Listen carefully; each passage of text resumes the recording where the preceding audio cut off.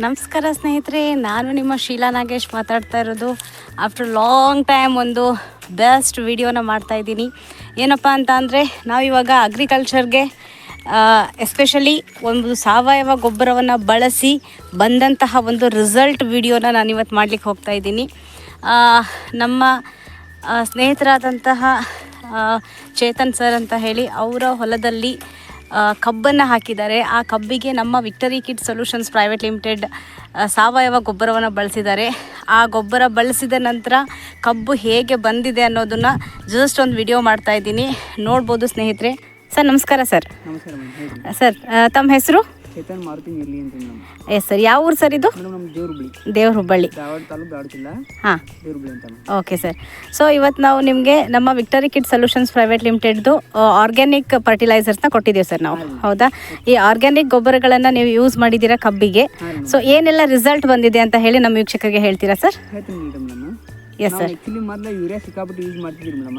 Yes sir. ಅದರಿಂದ ಭೂಮಿ ಪೂರ ಬರ್ಡ್ ಆಗುತ್ತೆ. ಹೊಳ್ಳೆ ಕಬ್ಬು ಸ್ವಲ್ಪ ನೀರು ಹಾಸೋದು ಲೇಟ್ ಆತ, ಕಡಿದು ಲೇಟ್ ಆತ ಅಂದ್ರೆ ಪೂರ ವೇಟ್ಲೆಸ್ ಕಳ್ಕೊತಿತ್ತು ಕಬ್ಬು. ಈಗೇನಿಲ್ಲಕ್ಕ ನಾವು ವಿಕ್ಟೋರಿಯಾ ಕಿಟ್ ಏನು ಯೂಸ್ ಮಾಡತ್ತೀವಲ್ಲಕ್ಕ, ಎಸ್ ಸರ್, ಅವಾಗಿಂದ ಏನೈತಿಲ್ಲ ಮೇಡಮ್, ಅದು ನಮ್ಗೆ ಸಿಕ್ಕಾಪಟ್ಟಿ ಮರಿ ಬರ್ತಾ ಇದೆ. Yes sir. ಹೊಳ್ಳೆ ಸಿಕ್ಕಾಪಟ್ಟಿ ಕಬ್ಬು ಹಚ್ಚಾಗ ಭೂಮಿ ಫಲವತ್ತತೆ ಮಿದು ಆಗತೈತಿ. S sir.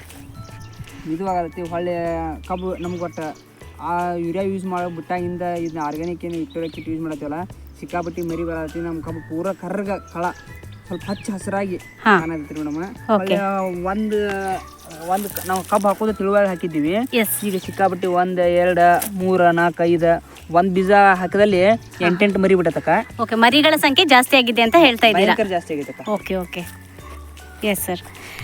ಸರ್, ಇವಾಗ ಇಲ್ಲಿದು ಹಾಕಿದ್ದೀರಾ ಮತ್ತೆ ಬೇರೆ ಪಕ್ಕದ ಹೊಲಕ್ಕೂ ಹಾಕಿದ್ದೀರಾ. ಅಲ್ಲಿಗೂ ಇಲ್ಲಿಗೂ ಡಿಫ್ರೆನ್ಸ್ ನೋಡಿದಾಗ ಏನು ಅನ್ಸುತ್ತೆ ನಿಮಗೆ? ಭಾಳ ಡಿಫ್ರೆನ್ಸ್ ಅಕ್ಕ. ಅದು ಹೆಂಗಂದ್ರೆ ಅಕ್ಕ, ಆ ಹೊಲನ ಕಬ್ಬು ಗರಿ ಕೆಂಪಗೈತಿ, ಇದು ಕರ್ರಗ. ಹೊಳ್ಳೆ ಇದ್ರದ್ದು ಸಸಿ ಐತಲ್ಲ ನೆಟಾಗ ಸೀದ ಸಿಕ್ಕಾಪಟ್ಟಿ ಎಲಿ ಅಗಲ ಕಾಣತೈತಿ. ಅದಕ್ಕೆ ಭಾಳ ಡಿಫ್ರೆಂಟ್ ಐತಕ್ಕ. ಓಕೆ, ಇವಾಗ ಡ್ರಿಂಚ್ ಮಾಡಿ ನೀವು ಒಂದು 20 ದಿನ ಆಗಿದೆ, ಹೌದಾ? ಡ್ರಿಂಚ್ ಮಾಡೋಕ್ಕಿಂತ ಬಿಫೋರ್ ಹೇಗಿತ್ತು, ಇವಾಗ ಹೇಗಿದೆ ಅನಿಸ್ತಾ ಇದೆ ನಿಮಗೆ? ಬಿಫೋರ್ ಆಗಿ ಪೂರ ಹಳದಿಯಾಗಿತ್ತು. ಹೊಳ್ಳೆ ಮರಿ ಸಂಖ್ಯೆಗಳು ಭಾಳ ಕಡಿಮೆ ಇತ್ತು. ಹೊಳ್ಳೆ ಎಲಿಗಳ ಹತ್ತಿ ಹೊಳ್ಳೆ ಸಣ್ಣ ಜೊಯ್ ಕಬ್ಬು. ಇದನ್ನ ಡ್ರೆಸ್ಸಿಂಗ್ ಮಾಡೋದಿಲ್ಲ, ಪೂರ ಎಲಿ ಅಗಲ ಆಗಿರ್ತೈತಿ. ಹೊಳ್ಳೆ ಸಸಿಗಳು ಮರಿ ಜಾಸ್ತಿ ಹೊಳ್ಳೆ ಕಬ್ಬು ಹೈಟ್ ಕಾಣುತ್ತೆ. Okay okay. ಸೊ ಈಗ ನೀವು ನಮ್ಮ ವೀಕ್ಷಕರಿಗೆ ಏನು ಹೇಳಕ್ಕೆ ಇಷ್ಟಪಡ್ತೀರಿ? ವಿಕ್ಟರಿ ಕಿಡ್ಸ್ ನಮ್ಮ ಇದನ್ನು ಗೊಬ್ಬರಗಳನ್ನು ಬಳಸಬಹುದಾ ಅವರು?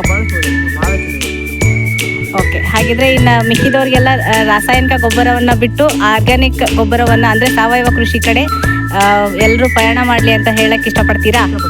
S sir, thank you so much sir.